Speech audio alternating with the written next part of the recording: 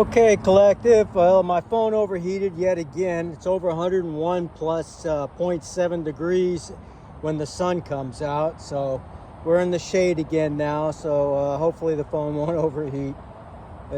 This is part 2 of the reading. Now, part 1, we talked about the runes and how they talk about a battle that's about to come. But it also talks about the fact that we are already as well guaranteed for success in this ordeal. All we have to do is remember this is the end of a cycle, and although it's going to be very, very difficult, it's going to be extremely difficult from what I can see in this, that once we get to the other side of this, everything basically is going to be a downhill, kind of a thing. Basically, you're going to have all your accolades, all of your rewards and everything else that are given. And it looks like we're guaranteed success with this. And it does look like they're talking about, again, some type of a legal battle, a court battle of some kind. And it also looks overall through the tarot as well that this battle is going to result in us fighting people that we know, or at least some people that we know. There are probably others we don't know also involved in this who've been arrayed against us. It looks like it's a group effort, a consolidated and, I use the word loosely, organized, type of attack. So I guess they've been attacking for quite some time. And again, I try not to just look at my own particular ordeal when I'm looking at these readings. But in my particular case, they have been at it for quite some time. I already know who a good portion of these people are. I know that they're doing a tremendous amount of magic, black magic to be specific, working with voodoo dolls, jar magic.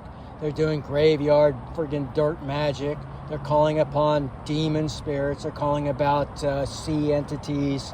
They're doing just about anything and everything. They're doing it in the moon, new moon, and full moon ceremonies. They're doing it all. They're trying to do the astral projection. They're trying to watch and so on through mirror magic. I mean, they're doing just about anything and everything they possibly can to try to stay, what they think is ahead of the game, but they're like 10 steps behind as it is. You're working for God. God's going to always make sure that you're 10 steps ahead of these karmics. And that's what these people are. And I say that because of the attributes that are shared about those who are arrayed against us. And they're very negative attributes. Some of them shared, like this Thurisaz, if you look at part 1, talks about people who are doing with hatred and envy and malice, as well as people that are just generally bad all around, rapists, things of that nature. Same thing with Algis in the reverse. It speaks of these negative energies from these, I just call them our opponents, okay? We wrestle not with flesh and blood, but sometimes, just like in the Matrix, people have willingly given themselves over, and they are like empty vessels. So these demons, these jinn, these archonic spirits, whatever spirits you want to call them, in every religion they have a different name for the negative energies. And basically they are taken over literally by these spirits. So we have to keep that in mind. Whatever your religious, particular belief system is, just keep that in mind, okay? But anyways, that being said, the phone cut out when I got up here to the actual known position. We're talking about the Queen of Swords.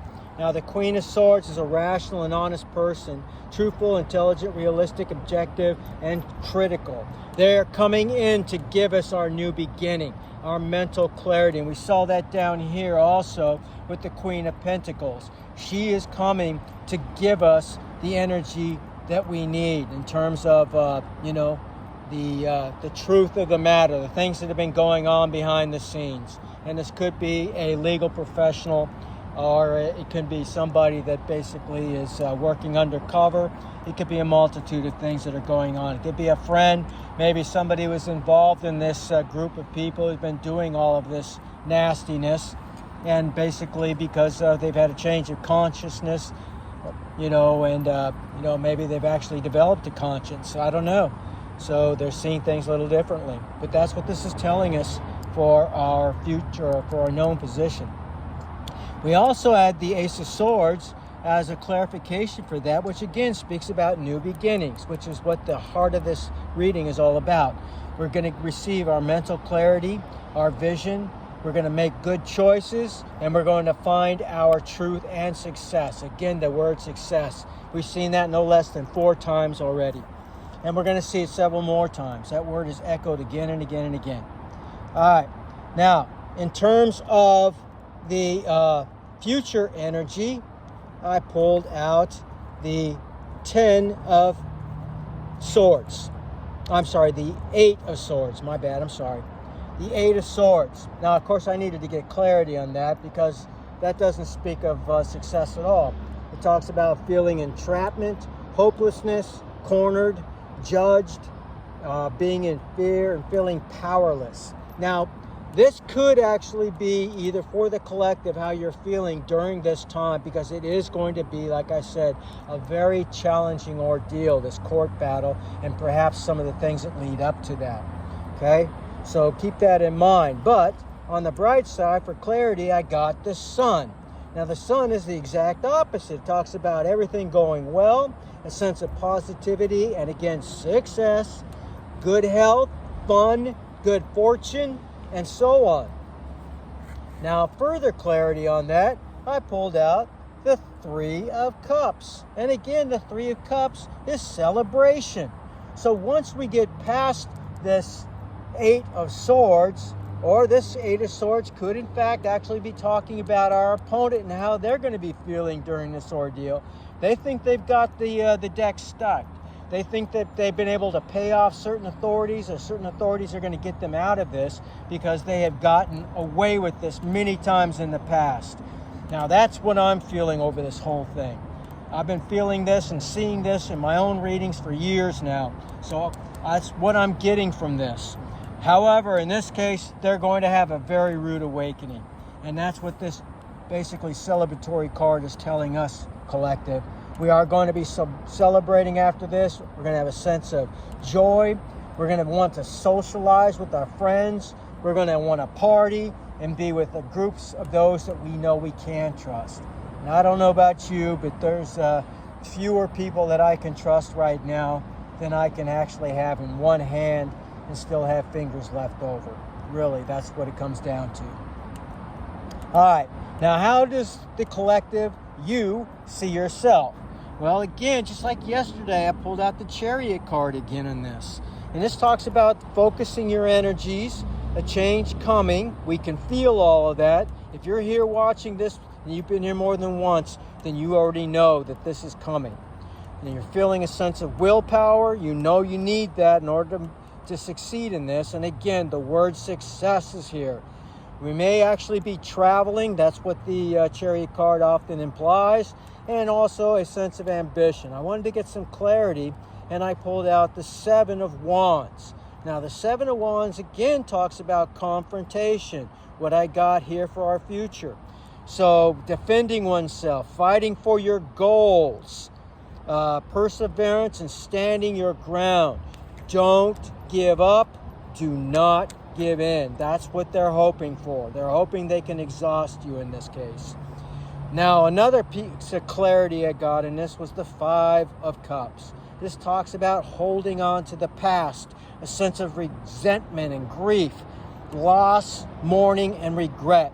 Now, this could be the collective and how they feel about the people that are coming forward and are being exposed as being members in this plot, plan, and scheme.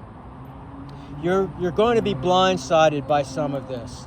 Some of these people are going to be people that were the closest to you, and that's the way it often works, doesn't it? If you look at all the tragedies in history, that's exactly what we see. The ones that were closest to them are the ones that put that knife in their back. Okay?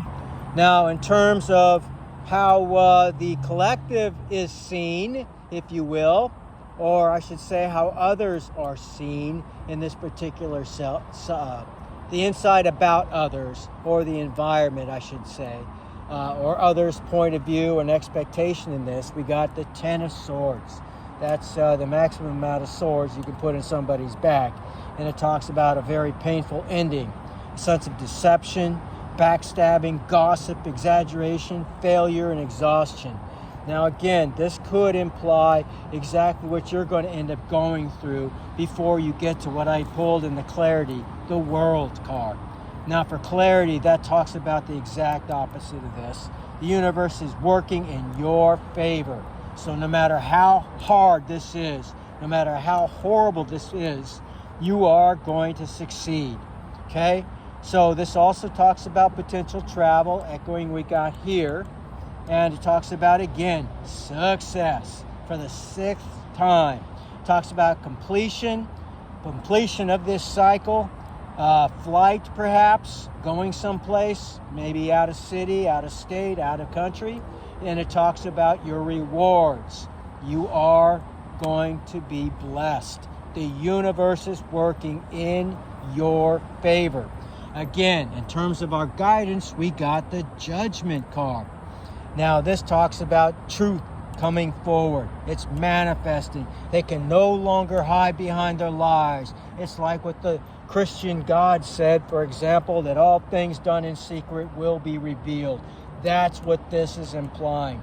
Judgment, resolution, karma, and in your case, dharma, good karma. Forgiveness and honesty. It is important that we forgive our enemies. Now, it doesn't mean you have to accept them back into your life. If they've proven their character, then, once a snake, always a snake, and a zebra doesn't change its stripes. You've heard all of those things. So, yeah, many people say they're sorry when they're caught and they're basically confronted about their evil. So just keep that in mind as well and use your wisdom, use your intuition. Now, further clarity, I got the Two of Swords, which talks about for this judgment, we are going to basically have a very tough decision to make. Some of the things that we're going to have to go against are people that may have been closest to us. And I hate to say this, collective, but I've been feeling this. I know this to be true in my life. And I dread having to say this, but it may be the same for you in your lives. Some of the people that you least expected who are part of your family, your inner circle, your friendship group, people that you work with, maybe even your lover, maybe the one who's deceived you. So you may have to make a choice about whether you're willing to stand up and actually, basically protest and contest the things that they have done. So this is saying that you're going to have some very hard choices to make. Now, to get that clarified even more, I got the Five of Pentacles. This means by actually going against this person or these people, they are going to end up out in the cold. They are going to end up in financial obscurity, hardship, as well as spiritual hardship for what they have done. Poverty, financial difficulties, troubles, hard times, possibly during cold weather as well, depending on when this court battle actually ensues. But you are going to be victorious. Stand your ground. Now, what I got for the outcome of this reading was the Two of Cups. It talks about balance and harmony in a relationship, your love. If you're already in a loving relationship, this means it's going to be a renewal of that love in a very powerful, very balanced way. So love, harmony in your relationship, partnership and friendships, peace and romance basically is the outcome. It also talks about, when I got further clarity, strength. Now this is the most powerful, one of the more powerful cards in the deck. It's a Leo card, so this person may in fact that's coming in or that you're going to be with is a Leo, for example. And this is somebody that possesses inner strength to succeed. Most Leos are very, very strong-willed, courageous. So a sense of self-empowerment, willpower, confidence, and love. Of course, the opposite, or the bad Leos, are not so courageous, and they're not so, let's just say, powerful. They're quite the opposite when they're in their negative or lower resonance, vibration, or frequency. So the secret to all of this, collective, is to resonate at the highest possible vibration. And you can do that by what you put in your body, what you accept into your mind and your heart. Just make sure that you're putting only good things into your psyche, and you can do that by listening to different types of frequency music that you can find online and YouTube and so on. Good, fresh, organic foods and water, of course. Meditation is vitally important, and prayer. You do those things and you automatically start to improve or increase your resonance, vibration, and frequency. Once it gets to a certain point, they can't do anything with their magic. It can't touch you. It's like being a radio receiver that's resonating at a resonance of 1,000 hertz, and they are only resonating at 100 hertz. Well, their low vibrational energy frequency and their dark magic can't reach you at 1,000 hertz. So that's the secret of overcoming all of their dark energy. And they have been attacking me, and they were doing it successfully at first. For years they were doing it successfully. It took me a lot of very hard lessons to learn these types of things. And I had to look at the darkest, the deepest, esoteric and occultic works that I could, and put that all together with the information I have with my esoteric, hermetic understanding and all the world's religious texts that I own, and as well as an understanding of basic science and physics and so on. It helped me to understand how all this comes together and how they are able to wage war against us and how we can overcome it. So raise your frequency. That is the secret here, collective. Now, when we got to the oracle decks, what we got for a spirit animal today was one of the best ones. It's the unicorn. It means infinite possibilities, okay? It talks about you are sovereign of the seen and unseen world, collective. God's people are being raised up. The meek are inheriting the world. And meek doesn't mean weak. That's what the enemy thinks, and that's why they're getting beat to hell right now. And they're going to get beat very, very badly very soon, okay? And that's one of the things that I'm here to do. Everybody here's got their own mission, okay? Mine is to actually bring awareness to these large groups who are working behind the scenes and have been doing so for many, many millennia now. So the magical love surrounds you. Beauty transforms you. Listen to the spirits of flight and light. Abandon the darkness, collective. Go beyond the ordinary and become the legendary. Such a mighty call. Now, the Bible even mentions unicorns, I might add. Now, I can't say with any certainty whether I don't remember seeing that in the Bhagavad Gita, and I don't have enough memory of the Mahabharata, the Vedas, to say with a certainty if they mention anything. There are certainly a lot of mystical and magical beasts that are mentioned in the Hindu and Buddhist texts. But anyways, it is something that is mentioned in the Christian text. I don't remember seeing that also in the Quran or in Zoroastrianism. But, take it for what it is. We're talking about spirit animals. Anything and everything is imaginable and possible in the world of spirit. Now, in terms of the love, we got stabbed in the back in the mirror. Stabbed in the back means heartbreak, pain, separation, deception, and a shocking attack. Perhaps for some of you, it's definitely true in my case, this could be who we're fighting against, somebody from our past. Perhaps an ex-spouse, an ex-lover, maybe an ex-friend that we had, you could say extracurricular activities with, so to speak. Now, the mirror talks about mirroring one another. Now, that's usually something that's associated with what they call twin flames. Twin flames are here in our lives for that purpose. You're not here necessarily to spend your life with your twin flame. We're here to learn from one another. We basically are triggered by our twin flames, and it gets us, hopefully, to walk within our spiritual path and journey. Now, sometimes that works, other times it doesn't. And that's the case in my particular instance. It did trip me up. I have been walking in my path ever since.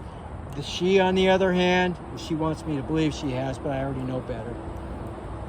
And basically, you do end up mirroring each other. It's like putting a mirror up before you. You can see your reflection in that person. That's usually the thing that triggers us the most. It makes us angry. It makes us feel agitated and upset. We don't often know why. And it's because it's bringing a mirror to the things that we don't like about ourselves oftentimes. Now, we can learn from that if we're actually walking and doing our shadow work. We're doing our spiritual journey and really taking it serious. That's the kind of things that we need to really go within and see. So our relationships, self-image, reflection upon our wounds, our childhood wounds in particular, we all have them. Some far worse than others. Some of us have been, abused as children and everything else. And I don't mean just by harsh words. So, you can take this for what it's worth. Some people never get beyond that. And in fact, they use this as an excuse to, mistreat other people. Wounded people wound other people, that kind of a thing. So going within, introspection is vitally important. Now, in terms of our hidden truths, I wish I could take back my words, and the timing just wasn't right for us. Now, hindsight, as they always say, is 20/20. So yes, when you look back at things, and this could be years after the fact, it's easy to say that I wish I didn't say what I said.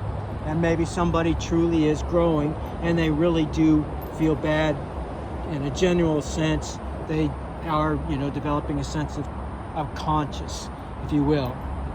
Now, you'll have to decide whether you believe that or not. Now, the timing being not right for you and so on, we've seen this in the past, in the last couple of months, more than once. So this could be reflection, again, of somebody that was, from our past, and this may be or may not be the very person that we're going to be battling and that we're going to be getting, basically our justice with, In my case, I didn't get any justice, and I've been waiting for well over 10 years for this justice. I didn't get it from the court system. I did take care of my children all by myself for those 10 years by myself. So, I raised them longer than that, actually. I raised them until they were all on their own. And that was the good thing, while she continued to work against me the entire time. But that's a whole nother story. And if you have a similar story and you want to talk to me about it, you can go ahead and do so. Of course, in the comments, that means anybody and everybody can see those. So if you'd rather just, email me, my email should be on there. If not, I'll check that out after this. It should be from my website already. And I'll leave that open so that you can go ahead. I've already talked to a few people who've shared a few things with me, being open with me. I always try to respond back to people, and I will pray for you and so on. Okay? It's one of the things I'm here to do for the collective. I'm here to fight for you guys. Okay? I'm not just here fighting for myself. I've learned and I've developed a lot of scars in the soul and through my many, many battles.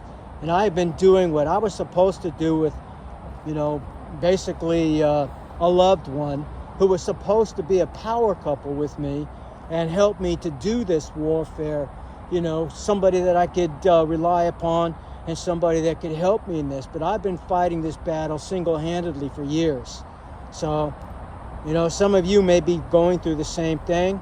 If you do have the fortune of having a dependable loved one that can help you and is aiding you in this battle, in this struggle, then count that such a blessing, because it truly is, And with that being said, I'm not going to go too much more into this collective. I wish you, of course, all well and the utmost blessings. And as always, victory to you and to the collective in general. And I will see you in the far off future in Valhalla. Take care.